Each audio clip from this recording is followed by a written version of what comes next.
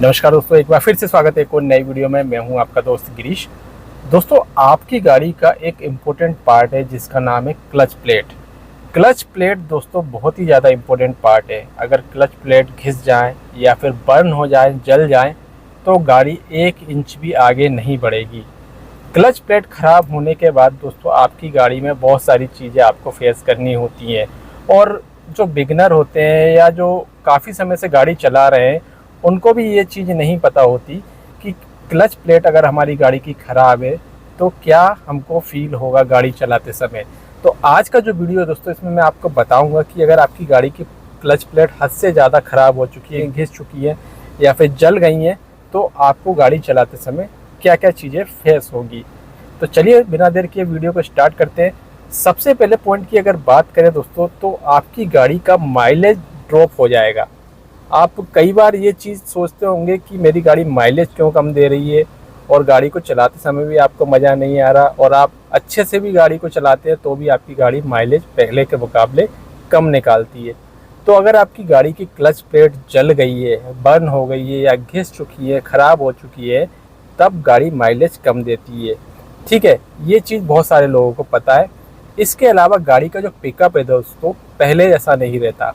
यानी जब हमारी गाड़ी नई होती है तो उसको चलाने में मज़ा आता है। जैसे हम एक्सीलेटर पेडल को प्रेस करते हैं, गाड़ी तुरंत रिस्पॉन्स करती थी, बट कुछ समय बाद ये चीज़ हमारी गाड़ी में नहीं होती।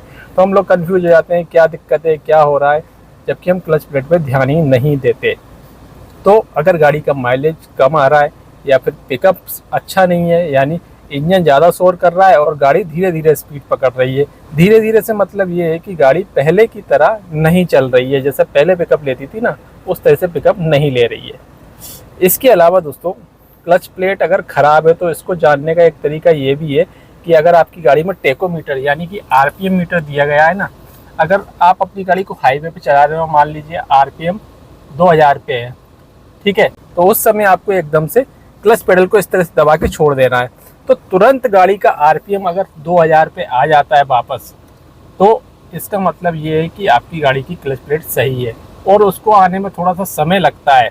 धीरे धीरे ये जो नेडल है ये 2 पे पहुंचती है, तो इसका मतलब ये है कि आपकी गाड़ी की क्लच प्लेट खराब हो चुकी है।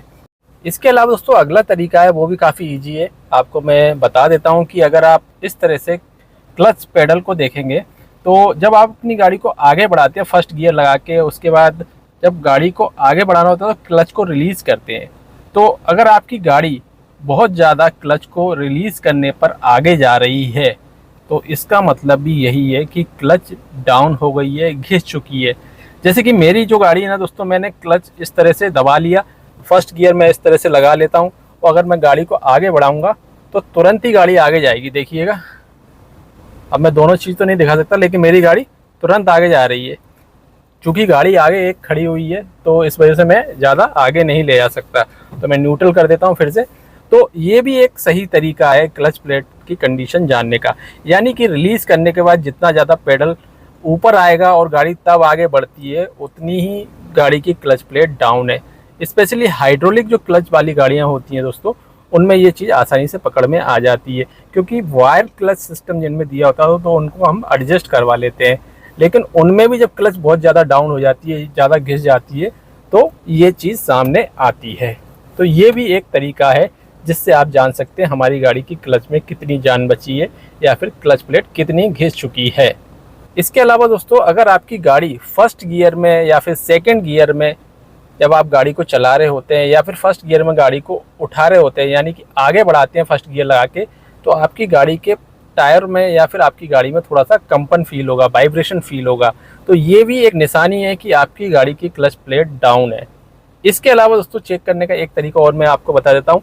आपकी गाड़ी में अगर हैंड ब्रेक लगा इस तरह से, तो आपको क्लच दबाना है और थर्ड गियर लगाना है। थर्ड गियर जैसे ही मैं लगाऊंगा, उसके बाद जैसे ही मैं क्लच को रिलीज़ करूंगा तो गाड़ी बंद हो जाना चाहिए। अगर आपकी गाड़ी, देखिए जैसे कि मैं कर रहा हूँ, तो तुरंत बंद होनी चाहिए गाड़ी, लेकिन मैंने क्लच को रिलीज़ इसलिए नहीं किया, कोई सामने गाड़ी खड़ी हुई है तो टच हो सकती है, काफ़ी पास में गाड़ी खड़ी हुई है।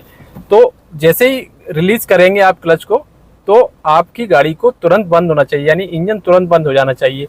और अगर आपकी गाड़ी का इंजन ऑफ होने में थोड़ा सा डिले होता है, 1-2 सेकंड का, मैक्सिमम 2 सेकंड का, अगर डिले होता है, यानी थोड़ी देर बाद इंजन बंद होता है क्लच रिलीज करने के बाद, तो इसका मतलब ये है कि क्लच प्लेट की कंडीशन ख़राब है।